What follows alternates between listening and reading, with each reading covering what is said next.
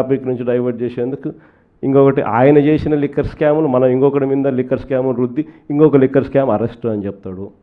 ఇట్లా ప్రతిరోజు చూస్తే ఏదో ఒక సెన్సేషన్ క్రియేట్ చేయడం, ఆ సెన్సేషన్ నుంచి టాపిక్లు డైవర్ట్ చేయడం.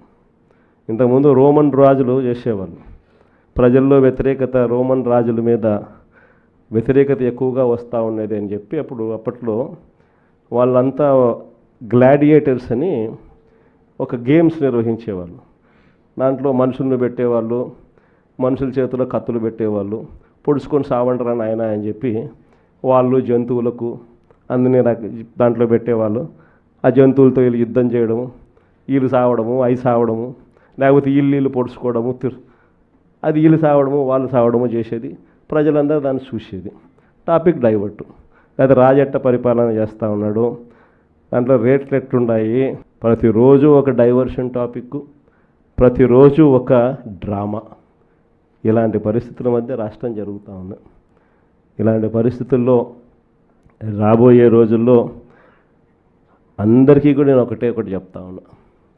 ఇంత మంచి చేసిన మనకే ప్రతిపక్షంలో కూర్చున్నాము అని అంటే ఇక ఏ మంచి చేయని మోసం చేసిన ఈ చంద్రబాబు నాయుడు పరిస్థితి ఎలా ఉంటుంది అని చెప్పి నేను వేరే చెప్పాల్సిన పర్ల.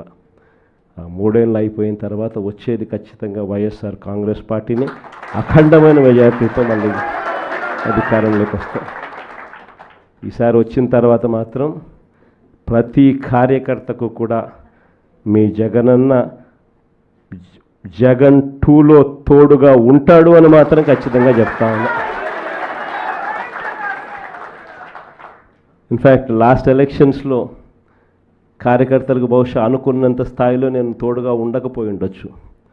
ఎందుకంటే నేను అధికారంలోకి వస్తానే కోవిడ్ వచ్చింది. అధికారంలోకి జూన్లో అధికారంలోకి ప్రమాణ స్వీకారం చేశాం. మార్చ్ కల్లా కోవిడ్ వచ్చేసింది. దాని తర్వాత 2 సంవత్సరాలు కోవిడ్లో ఇంకా వేరే దాని మీద ధ్యాసే పెట్టలేకపోయినాం. ప్రజల బాగోగుల మీదనే, ప్రజల ఆరోగ్యం మీదనే, ప్రజలకు సంబంధించిన విషయాల మీదనే పూర్తిగా ధ్యాస పెట్టాల్సిన పరిస్థితుల మధ్య పాలన సాగింది. కానీ ఈసారి మాత్రం ప్రతి కార్యకర్తకు భరోసా ఇస్తూ ఉన్నా. ఈరోజు నా కళ్ళతో నేను చూస్తూ ఉన్నా. కార్యకర్త అనేవాడు ఎంత ఇబ్బంది పడతా ఉన్నాడు అనేది నా కళ్ళతో నేను ఈరోజు చూస్తూ ఉన్నా. పాలన అనేది ఎలా ఉండాలి, ఎలా దిగజారిపోయింది అన్నది కూడా నా కళ్ళతో నేను చూస్తూ ఉన్నా. ఇవన్నీ నేను చూసిన నేపథ్యంలో నేను ప్రతి కార్యకర్తకు చెప్తా ఉన్నా, నెక్స్ట్ రెజీమ్లో మాత్రం జగనన్న మీకు తోడుగా అండగా ఖచ్చితంగా గట్టిగా నిలబడతారని మాత్రం చెప్తాను.